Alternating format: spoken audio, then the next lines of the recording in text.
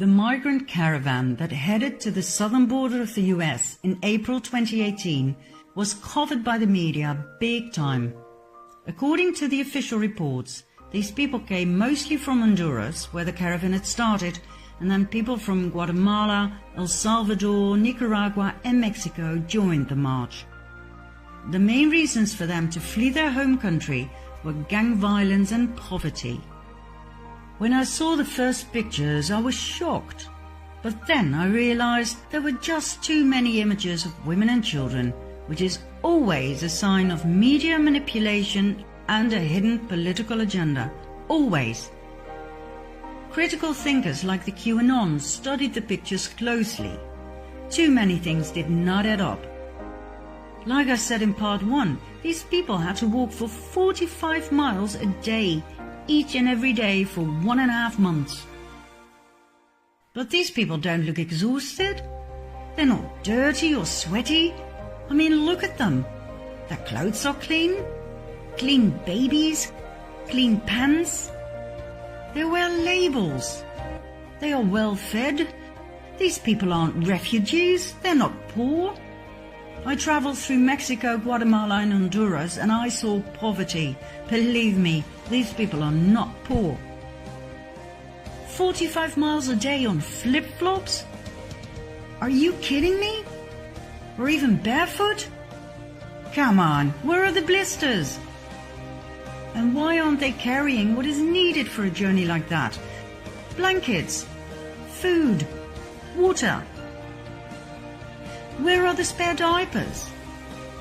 Some people do have small backpacks, but they appear to be brand new. So, what did happen? First of all, buses and vans were deployed to transport all of these people from Honduras to the US border.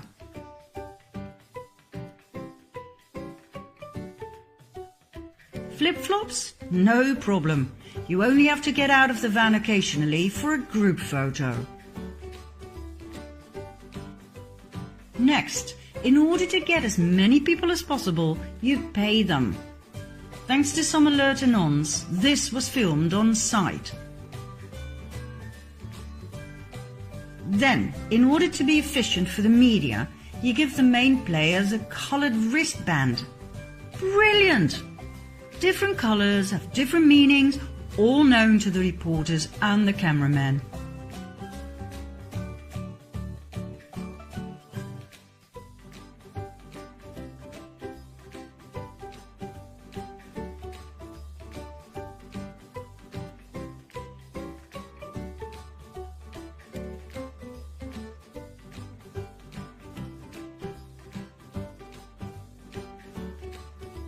Some people overact.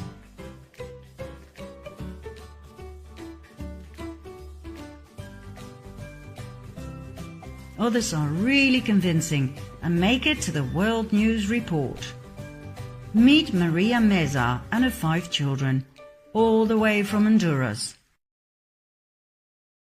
She made it to every news item on TV, telling about her terror, the fear for her children, their eyes all wet and swollen due to the tear gas that the American Border Patrol so viciously threw at them.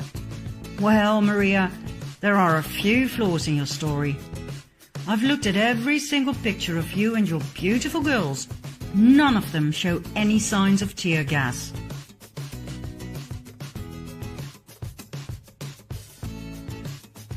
This picture clearly shows that you are the only ones in action. The cameraman shoots away, completely unhindered by the gas, and there is no panic. Let's have a closer look at this picture. Cameramen are standing in a line of smoke, yet have no problem with that. Oh wait, look! Somebody is throwing a gas canister. Is that a fellow refugee? Maria told the press that her son went back the next day to get the canister and show it to the reporters. Shame on you, America! I do hope Maria was paid handsomely, I really do, but her story sucks. The family was photographed on another day, getting out of a van for yet another day's work in front of the camera. And the tear gas canister? You can buy them at any theatre prop retailer, or you can use the police training variety. They produce white smoke, but no harm is done. I guess Trump's statement was correct. No tear gas was used on the children. The entire mainstream media coverage of this event was biased and flawed.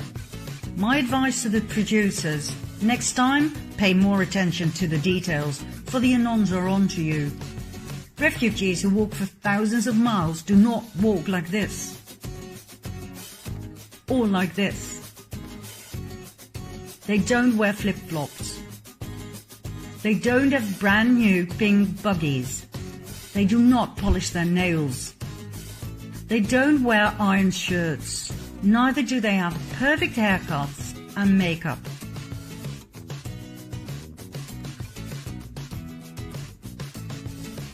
When they say they flee their country because they're so poor they can't even buy food, don't show them with digital cameras and iPhones. Refugees who walk for thousands of miles are not clean.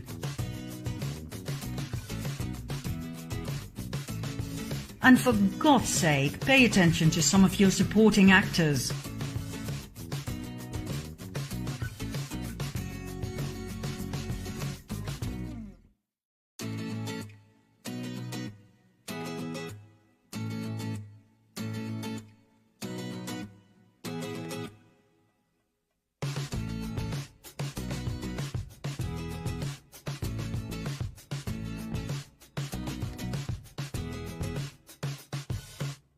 And when you Photoshop someone into a picture, make sure you don't forget his leg.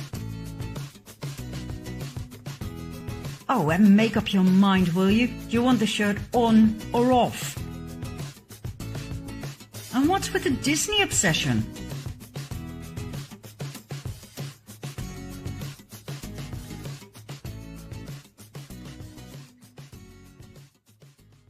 When you really want to know what's going on in the world, you have to do the research, just like Q keeps saying. And when you do, you will see what's real and what's not. The migrant caravan was a staged event with a political motive. Who was behind it?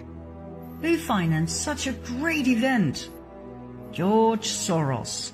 That's right, our great benefactor George Soros, connected to the pedophile club NAMBLA and the rioting and violent Antifa and Black Lives Matter. How do we know he's behind all of these so-called social movements? Well, it's not really a secret. According to an analysis of his tax filings, he invested $33 million in the notorious Ferguson riots alone. Soros promised everyone who participated in the massive protests $15 an hour. In the case of the migrant caravan, all they had to do was play the part of poor refugees looking for a safe haven. Money, new clothes, food, toys, and an extra bonus if you play your part well. Who'd refuse a job like that? Soros made a mistake by not fulfilling his financial promises. So then we had more riots, this time by angry actors who demanded payment. Videos of Antifa members shouting, "Soros, Soros, where's our money?" went viral, yet everything was hushed up by the mainstream media. So, what's his motive? Why would anyone invest so much money in these massive and well-organized movements? To destabilize a country. To create division. Division by skin color, by political wing, by religion, by gender. A divided people is easy to rule. A united people is not. Let's go back to the Q phenomenon. As we have seen in part 2, Q strongly emphasizes the importance to unite. United we stand, divided we fall. Q portrays a better world, without wars, treason and corruption. And whether you like it or not, The task to get there has been put in the hands of Donald J. Trump. Now, normally when I say this to people, I get the most vicious looks. Thanks to the mainstream media, the majority of the Dutch people believe Trump to be a narcissistic dictator. But hey, let's talk some facts here, shall we? Trump went to North Korea. He'll start a nuclear war, the media shouted. But he came back with peace. 6 million new jobs have been created under Trump. Lowest unemployment rates since 50 years. More than 4 million people off of food stamps. Trump openly attacked Big Pharma. He created the biggest tax cuts ever for all social classes. He is the only American president ever to work for free. He signed an executive order to clean the oceans. Did you hear about that on the news? No. For some reason, the mainstream media have a political agenda of their own. But more about that later. From my point of view, one of the most important priorities of Trump is to protect the children. Right after his inauguration, he stated that his administration would focus on ending the horrific practice of human trafficking, also referred to as modern slavery. On December 21, 2017, he signed an executive order blocking the property of people involved in serious human rights abuse and corruption. More executive orders followed to protect victims of human trafficking. A huge campaign was deployed to educate parents and children about the dangers of human trafficking.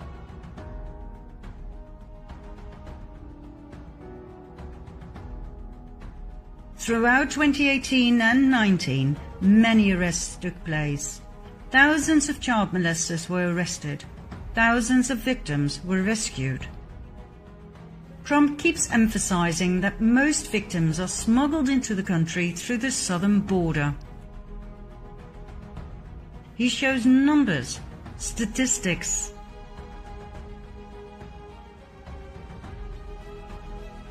He made January Human Trafficking Awareness Month. He informed the people about MS-13, a criminal gang responsible for raping and killing many American citizens. He swore he would take them down to the last member. He keeps emphasizing the drugs problem and the billions of dollars plus the countless lives it costs each year. He keeps pleading for a wall, anything to reduce the drugs and human trafficking numbers as much as possible. But the mainstream media keep twisting his words, making it sound like immigrants aren't welcome. I've watched these interviews time and again, and I can assure you that according to President Trump, immigrants are most welcome, but they have to come in legally. The funny thing is, Bill Clinton wanted a wall. Obama wanted a wall.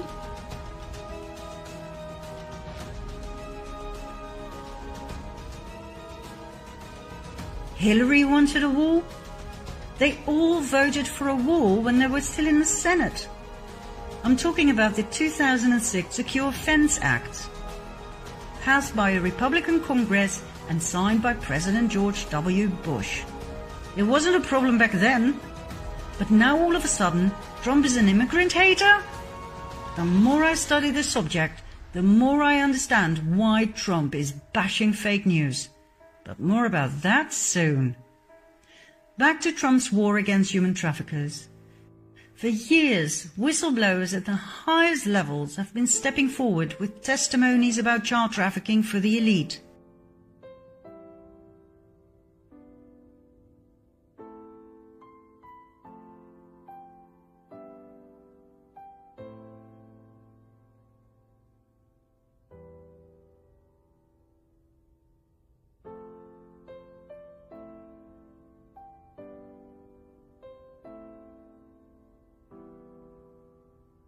This is nothing new. It was just never dealt with. Until now. The thing is, when I talk about this in my presentations, people don't want to hear about it. They don't want to look at these pictures. Which I understand. I would rather look away as well. But that reminds me of the famous one-liner of the Germans right after World War II, after being confronted with the painful question, how could you let the Nazi atrocities happen? Why didn't you do something? The answer was always, wir haben's nicht gewusst. We didn't know. Of course they knew. It was just too painful and too dangerous to acknowledge it and to do something about it. Well, I will not look away any longer. These kids are not helped by our denial. They are helped by our action. So for God's sake, keep watching. We are the only hope they have left. Child trafficking for the elite. That is bigger than pedophilia. We are talking about a huge criminal organization kidnapping children and selling them to high-ranking officials from mayors, judges and senators to presidents and even royalty. Do you think this is far-fetched? Do you think it's just a conspiracy theory? Get ready for some conspiracy facts in part 4.